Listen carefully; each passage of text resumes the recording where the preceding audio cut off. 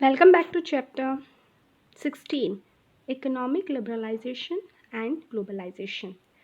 So, we have already learned what is liberalization, next, what is privatization, next, what is globalization, and now you are going to know World Trade Organization. So, World Trade Organization, WTO. What is the full form of WTO? That is World Trade Organization. It was established on 1st January 1995. It was established on 1st January 1995 by the member nations of UN. So who established World Trade Organization? That is members of UN. When it was established 1st January 1995. Where is its headquarters? It is located in Geneva in Switzerland. So what are its objectives? Objective of World Trade Organization means why the World Trade Organization is set up. So the aim, yeah, objective of World Trade Organization is to remove the obstacles influencing global trading. As you know, because of globalization, a country's economy is connected with the world economy.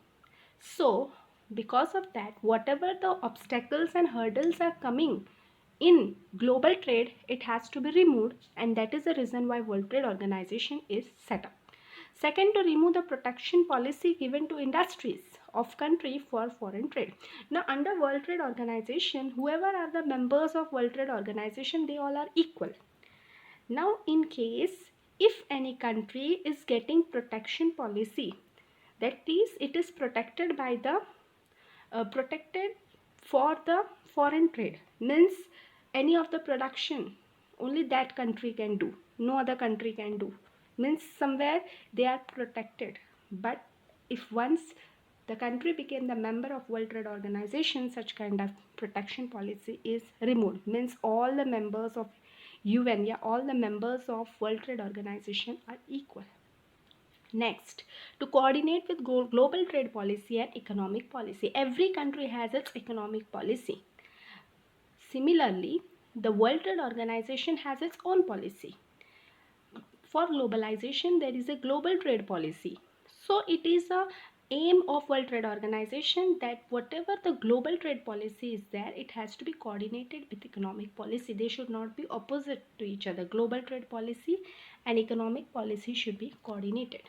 And last, whatever the disputes, quarrel between the country only for the reason of trade, the problems related with the trade will be solved by the World Trade Organization. So how it functions, how it work. So first of all, to set up a required structure for implementation of agreement related to multinational trade and agreement related to it.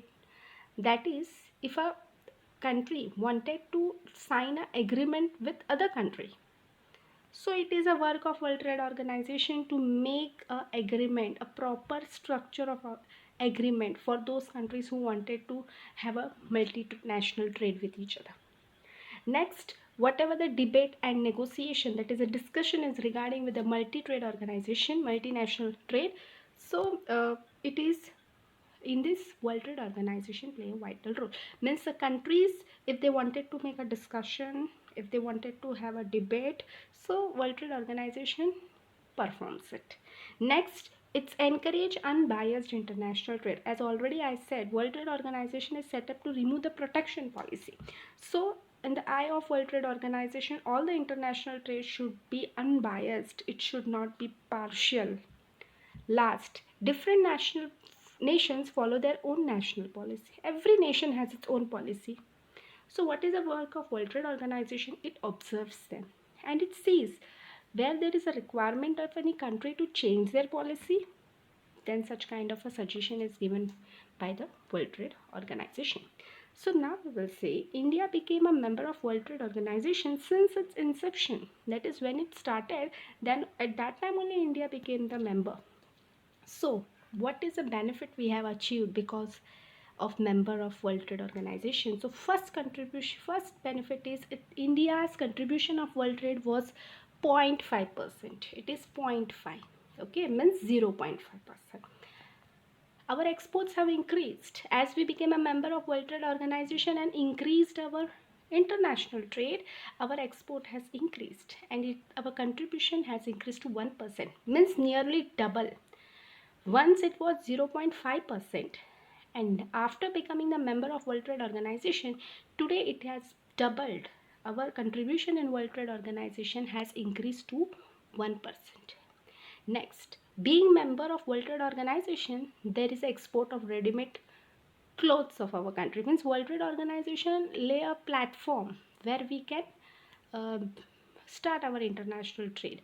So as India is a agrarian country, so it has achieved a success in exporting its agro product. Next, due to increase in export, as we are increasing the export, then definitely the pressure on import has reduced. Means if a country only imports and less export, then the import means our expenses, export means our income. Now here what happened, our export is more, means our income is more. So we cannot say that imports are less, but comparative, if you see with the export, our imports have reduced. The pressure on imports have reduced. Our import has not reduced. The pressure on our import has reduced, and because of this we can say that because of this our foreign exchange is there, that has been somewhat increased.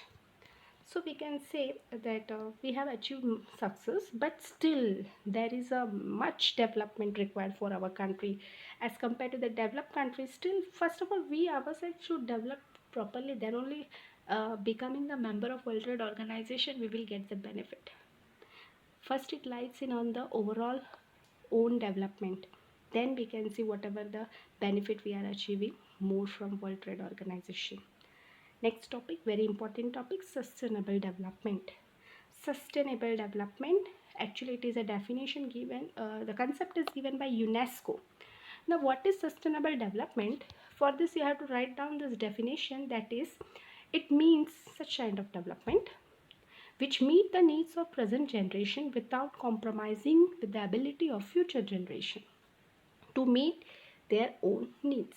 Means sustainable development is such kind of development that we should make development by fulfilling our needs. Means we are having lot of resources, renewable resources, non-renewable resources. So there is no problem with renewable resources, it will be renewed, but what about non-renewable resources? So we should use it. It is not that we should keep it preserved. We should use it in such a way that the future generation will also have the ability to use. Means we should not use drastically.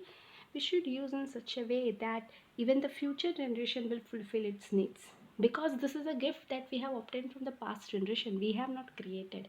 We have obtained from the past. So sustainable development means sustain the things for the future, but we cannot sacrifice ourselves. There is no need to sacrifice. There is a need to proper plan and fulfill our needs without compromising the ability of future generation. So how to implement? This question is normally asked. What are the strategy adopted by the government by sorry for the conservation and preservation of natural resources? Very important point and very easy. So which are the strategy adopted? First of all, the renewable resources are there, like farm, forest, water resource, they can be renewed. So use in such a way that its quality is maintained, because once their quality gets deteriorated, then you cannot use it again. So renewable resources used in a such a way that its quality is maintained, and non-renewable resources will be completed, like coal, petrol, minerals. So we should use it judicially with proper planning. Next, industrial location should be based on lesser transportation cost. Means wherever the farm is there, yeah, wherever the area from where we can procure raw material, so industry should be also located near only. Industry should not be located far, because if industries are located far, then transportation cost will be more, and again the petrol problem. So here the emphasis is that the lesser use of the natural gas and petrol should be done. Eco-friendly development, which such kind of a development should be done that our environment does not get suffer. Next, some of the resources are utilized in more than one way, like water. Water is used for electricity also, flood control also, transportation. If a resources is used in multiple way, then use in multiple way. Means not to underutilize the resources. underutilization of resources will give a loss of resource. That's why the resources, if there is a multi-purpose of resources, then multiple use should be done. Next, natural resources should not be wasted. Control should be laid in unplanned disposal of industrial waste. Many times what happened, the factory and industries dump their waste in the water or in a certain areas which are far away from their factory. So this thing should not be done. Unplanned disposal method should not be done. Poisonous chemicals and increasing slums. Slums should be also controlled as it creates a lot of pollution.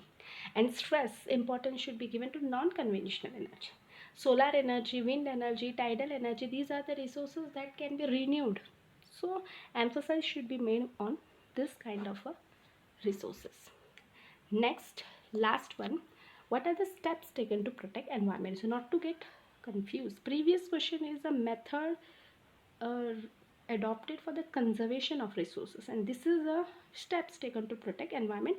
From this paragraph or from this total concept, many of the one mark question is asked. So first time earth conference was organized in 1972 at Stockholm in Sweden. This is an important one mark question. Where was the earth conference organized? At Stockholm in Sweden. When? 1972. So what is the purpose? Purpose is the protection of our environment. So steps are there. First of all, information of the pollution condition of different cities of the nation is present. Under this, different countries, different cities, most of that industrial cities. So which city is causing more pollution? Such kind of a chart should be made. And if a city make a more pollution, so it should be highlighted and steps should be taken that they control the pollution. Next, central government, central and state pollution control boards, both a state government as well as central government, both has to establish their policy rules to control the pollution. Next, when is Environment Day celebrated? 5th June. 5th June is declared as an Environment Day. In India, Indian government has passed Air Pollution Control Act when in 1981. International agreements have signed for deteriorating level of ozone, as you know, due to the CFC gases. CFC gases, the problem comes in the ozone layer. So there should be control in deteriorating level of ozone layer. Similarly, disposal of nuclear waste. Though nuclear energy is very powerful, but it has a waste also. Next, maintenance of biodiversity. Biodiversity means all animals, plants, resources, fish, all the things come under it. So conservation of environment is everyone's responsibility, and if we don't control it, so no doubt the life on the earth will be doomed soon. Doomed means it will again become black. So we have to take certain steps to control the environment. So exercise is there. Simple questions are there. Liberalization meaning. In short, in this chapter, there is not a single paragraph that you should leave it. Each and every compulsory one question is asked either on liberalization or privatization or globalization or World Trade Organization. And last thing regarding sustainable development, it is very important concept. So in overall, the whole chapter should be properly learned by you. And so exams will be there. So you prepare